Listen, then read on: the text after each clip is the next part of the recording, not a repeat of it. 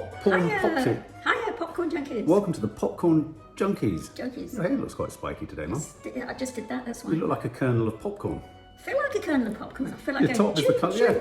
Okay, we are reviewing Scream 6, slasher movie, Ghostface, and all that sort of stuff. Now, I think I have to give a disclaimer from the get-go. Yes. I remember seeing the original. I might have seen the sequel, but I lost my way with 3 and 4. Okay. Didn't kind of check in on those. Did watch 5. Was a bit disappointed by 5, if I'm honest. Although Jenna Ortega wasn't disappointing in it. Courteney Cox is a regular, obviously, in there. There's lots of characters and names and all that kind of stuff. But I know that aficionados of the Scream franchise, you know, it's almost Rocky Horror. It's like you hear them, you see them, it's like, yeah. As is always the way with the Scream 6 film, what you're going to get is a lot of, you know, death and a lot of knife slashing. And, you know, it's a slasher movie, which is a genre of horror movie. And yet, really, the horror is simply the insanity and psychopathy of whoever is wearing the Ghostface mask. Yes, and it can be anybody, and that can change within the split second. Within a split second, and as this film shows, spoiler alert, it can be many. It can be multitudinous. It can. It can be a shifting persona and identity. But also, one of the kind of key components of any Scream film is the fact that the opening 10 minutes always tries to wrong foot you, surprise you, invert, convert, contort, subvert, everything. That's enough words. I'm so sick of verts, Mum. It did it. All of the motifs of a horror film. And I thought what was particularly fun about this, and they did it quite a bit in Scream 5, is it's very meta. They talk about the structural narrative beats and tropes and themes of horror films, don't they? And this starts with an actress who I really like, and I think she's going to become bigger and bigger. Samara Weaving was the woman who was the film lecturer in the bar at the beginning. She was in 9 Perfect Strangers or whatever it was. Okay, I didn't recognise her too. Yeah, no, she's great. She's a great actress. And it started with her talking, you know, on the phone to her date about films and how they start and what they do. Yeah, that's a truism of Scream films, isn't it? That there's always somebody talking about the structure of horror films. But what also happens in the first 10 minutes is they try to wrong foot and almost contradict all of the very rules that they're talking about. So how did you find, so the first 10 minutes of this, how did you find the first 10 minutes? I love the first 10 minutes. Did you? And I was all optimistic and my hair was standing up and I thought this is going to be a goodie. For me, really, the mark of whether a Scream film is going to be good is sort of, you know, inscribed within that opening scene. I don't know if I've just got a little bit tired of the voice on the phone. Well, there is that. And you kind of know it's coming, so it's struggling in its own terms to wrong foot us. Yeah. It was quite long though, and the sequence where it involves the dark alley and her going down it and seeing somebody and then not seeing somebody is so sort of high on my list of anxious things anyway, that really worked well. I mean, they spun it out just long enough for me. But if she knew all the motifs of a horror film, she wouldn't have gone down a dark alley. Well, no, we know that, but then the whole film wouldn't have. Anyway, so I mean, I tell you what I was surprised by. Cocaine Bear was a 15, incredibly gory. This was an 18, and it's gory, but nowhere near as gory. I thought it was Cocaine Bear.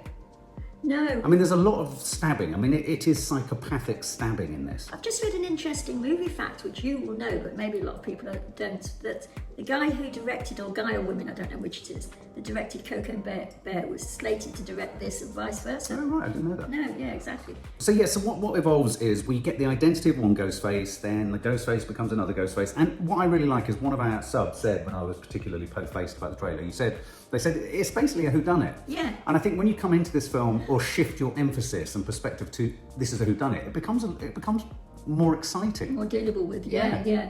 Except that the only thing I would say about that, it is in one way, but because they always keep changing everything, and there's no sort of end to how they can change, you're almost looking at somebody with a mask on who becomes somebody else within the seconds that you're looking at them. Right. But it doesn't quite stand up to the whodunit thing. Right. Where it's strictly logical. Right, I see what you mean.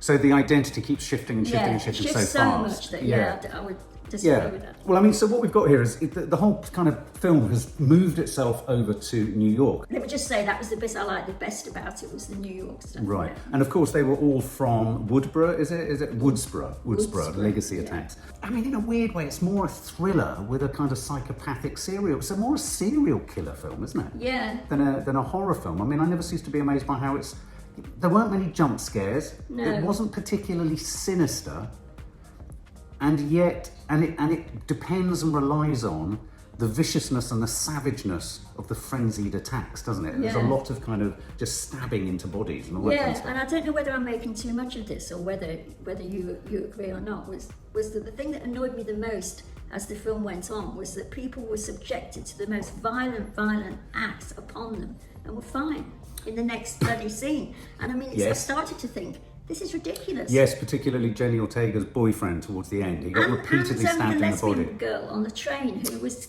Oh, yes. And then suddenly she was there. Yes, some people were surviving disembowelings, weren't Yeah. they? I thought And it then was sorry. I wondered whether I'd missed something in the plot that was telling me they weren't real killings, those ones. No, they would have They killed were most real. people. Yeah, but they Yeah, weren't. well, But within the exactly. logic of the film, they weren't killings. They weren't killed. No. I thought there were some really nice set pieces. I thought when we discovered that the first Ghostface was actually a familiar character from some of the other films, and so that was a nice wrong footing. And then he gets a call, which I thought that was neat. I thought that was quite clever. Yeah. And then of course you see the collapsed, chopped up body in a fridge. You can't go wrong with something You like absolutely that, can can't. you? I love that bit. I Yeah. think they could have hung on that a bit It's a bit longer. like I said the other day about the horror film Pearl. I like a good axe scene. Oh, yes. And I love a bit of dismemberment in a fridge. Can't beat a good accent. Or a bit of dismemberment in a No, fridge. absolutely. Fridge, open door. Yeah, exactly, all of that. And so we have a lot of kind of MacGuffins in a sense, don't we? Hitchcockian Yeah. MacGuffins in the form of people. So you've got the guy who's looking from the flat opposite, a little bit rear window-esque. Yeah. You've got Yes, the true. you've got the young girl in the flat who's having sex behind the door. There's always somebody having sex who usually buys it right at the beginning. You've got the boyfriend. You've got the son of the policeman, haven't you, with the curly hair? Yeah, it You've looks got- very innocent and open-faced, and you know that he's going to be guilty of something. Then you've got the woman who clearly is from one of the previous films with what looks like an astonishing blonde wig on. Yeah, I found her particularly strange I did too, and I and unbelievable I mean, I did not. as an FBI woman. Yeah. And then, But again, it was like sort of she'd come in, act, say I'm FBI, do something and go, and then not come in for ages. And I thought, I'm totally disinterested in this person. any film fans out there, go and check The Departed just to see a couple of scenes where Martin Sheen runs with very short legs. Because she reminded me of him when she ran. Do you know what I mean? It's become a family trope. Yeah, she'd sort of run in a sort of highly ineffective fashion. Anyway, so you've got all these characters coming in. Courteney Cox in there. It was very nice to see Courteney Cox. I mean, she's talked herself about having destroyed her face with fillers, and I'm inclined to agree. Yeah, I mean, she almost looks like Ghostface at times. It's quite. That's true, Yeah, it's actually. quite That would strange. have been a good... But I liked her presence. I liked the fact that she was sort of, was she a legacy character? I liked all this legacy character stuff. The sisterly relationship between Jenna Ortega and, I don't know the name of her sister, is it Melissa Barrera? I thought that they were both good, those girls. I did. And I know you know the little one much better. Yeah, she's from Wednesday. She was in X. I didn't realise she was from Wednesday, so she's like a big star now, I would think. Massive and really someone to keep an eye on because she's exquisite and she's tiny. She's like Fleur. She's And I didn't absolutely know who minuscule. her sister was at all. No, I didn't know. I don't know who she is. She has the lion's share of it, her sister. Yeah, she does. And also there's that whole sort of inherent, I like the sins of the father thing, how she inherited the slasher thing. I mean, again, we're not plugged into the, it feels like there's an incredibly complicated family tree of all the characters. And they did one, didn't they, in a police station. They had all the kind of different ghost faces. I thought this was quite nicely taking the piss out of itself. I think it turned a corner at one point, especially with the cop. Yeah. Where it became a little bit Naked Gun. Yeah, whether that was because he reminded me of Leslie Nielsen so much. I'm not entirely sure if that was intentional. I kept expecting him to say, it's a big white building over there with windows. Yeah, but surely, what is it? It's a huge white thing. Exactly, stop calling me Shirley. I loved him so much. Yeah, he was great. I thought he provided sort of much needed kind of He came into comedy. his own more from the second half onwards, didn't he? And he was sort of just absolutely batshit crazy, losing his shit in a big way. He suddenly became furious at everybody. I mean, set pieces that I really liked. What did you think of this? The scene in the delicatessen. Yeah. I liked that. Yeah. I thought what was nice about it was they took real time with it. Oh, you don't mean the one in the delicatessen. shop? The delicatessen. yeah. They took No, real. I like that. And the crunching of the glass. Really, the walking around. I thought that was nicely handled. Yeah, I did. Nicely directed, and they could have maybe learnt a little bit more from that across the film because when menace and villainy is kind of slow and considered. Yeah. It's And much also, more I agree with that entirely. And another really good bit for me was the ladder sequence. Oh, that was good, stressful, wasn't it? And they kept it going. Oh, and I wish they'd learnt from those sequences and didn't do the thing of every time there wasn't a slasher, every time there wasn't a body being slashed to hell and then springing up with nothing wrong with them, they gave these quite long monologues from the older sister, which I became incredibly bored with. Yes. Did you? Yes, I did. Yeah. So, yeah. And then there was another scene which I particularly liked, which I didn't like in the trailer. I thought this was going to be really sort of, we've seen it all before. It's Halloween, lots of faces, they're all the same. I thought the subway scene was highly effective. Hands down, I love that. Yeah. I've seen that so much in the trailer. I didn't think it would still be I scary, didn't. but I kept thinking, oh my God, this is New York. When do you ever see that many people? And they did again. They held it, didn't they? Again, yes, they took their time with it, and I think whenever they took their time with building the horror, it made what was quite obvious horror, i.e., Ghostface. It built real drama and jeopardy. And what I also liked about that scene was that the clever. It's kind of a riff which happens in many films where on a busy New York subway they wouldn't even know someone was being disemboweled because it's so busy. And I certainly didn't expect it to be the girl. And I didn't expect her to survive. Well, no, it was back by street the next. I mean, when he puts it in, he really twists it. It's utterly a fatal blow.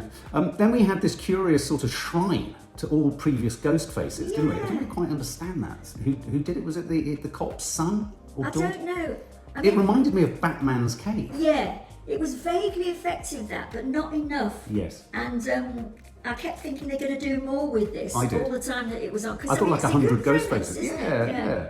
But they did nothing with it. No. Nothing except just show us it. Yeah. And then... I mean, one thing I was doing all the way through, I kept being put in mind of bodies, and reminded how clever that was, actually. I exactly thought the same thing right from about halfway through. I thought, my God, Bodies. It was a cleverer film than I gave it due. With an incredibly funny ending. It was so funny all the way through, in a way. But I have to confess, I was constantly leaning over to saying, it's her. It's him. It's. I mean, what is clever is it really does allow you to think it could be absolutely anyone. Yeah. And I think it turns out to be absolutely. It turns out to be virtually all of them, for sure. Ends up being all. Yeah. So what am I trying to say?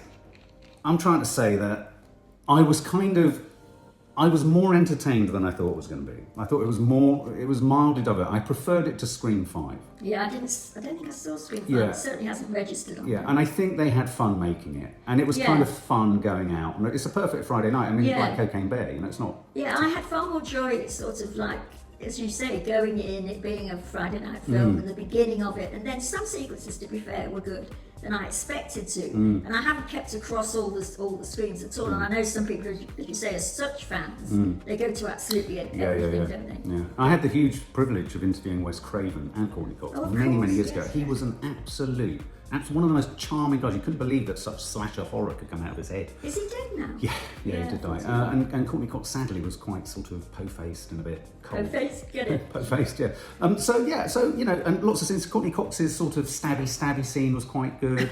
I thought the scene with the odd guy across the way looking over, seeing things about town. That's always good, Rear Window-esque, as a Hitchcockian. I thought it did what it said on the tin. Yeah, it's true. I think this thing of analysing horror films, which I have missed quite a few in the sequence, but it's known, isn't it, this franchise for doing that.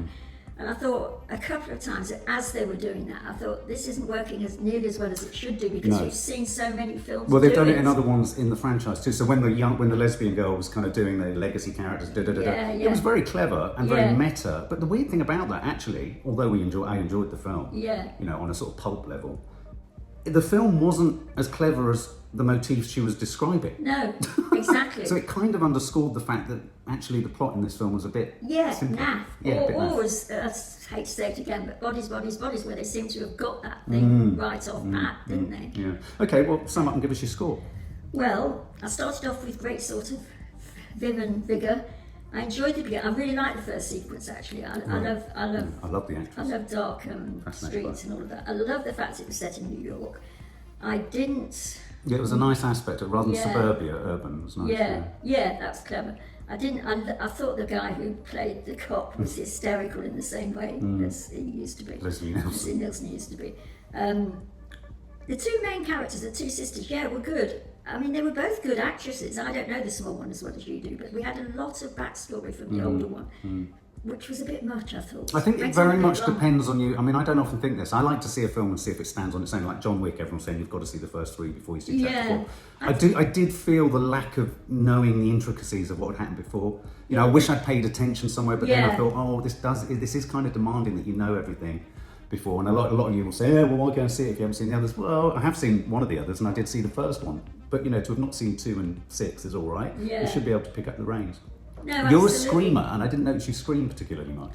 No, that is the other thing. The 2 things I'd say about it are that, 2 sort of odd things about a slasher film is one, the speed with which the characters suddenly weren't dead, and the fact that it didn't scare me once. It's odd, isn't it? Yeah, and I suppose that's why I'm picking out the first scene, because that scene I was slightly scared. I didn't know what they were going to do with that. Right. I always find dark alleys scary for all the reasons that we know, and it went on just long enough but I wasn't scared at all. No, it's curious, isn't it?